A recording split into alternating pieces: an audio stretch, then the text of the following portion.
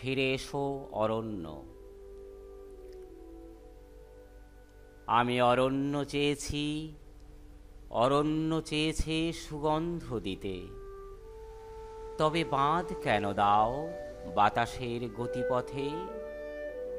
দুঃসহ মনে হলে জানালা বন্ধ রেখো, ব্যস্ত থেকো যে যার বদ্ধলয়ে। এখন কোজাগরি টান স্রোতস্বিনী জলে।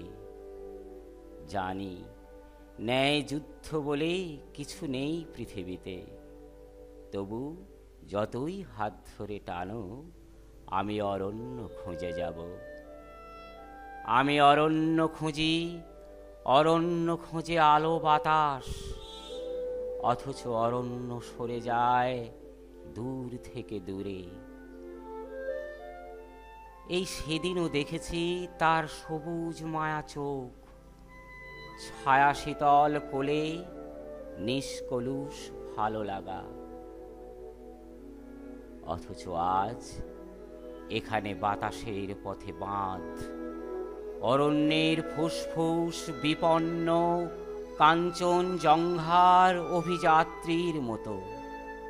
অজস্র দীর্ঘশ্বাসে নিকষ কালো আজ মুক্ত আকাশ। অথচ কে না জানে অরণ্যের তৃষ্ণা মেটে আলোয়।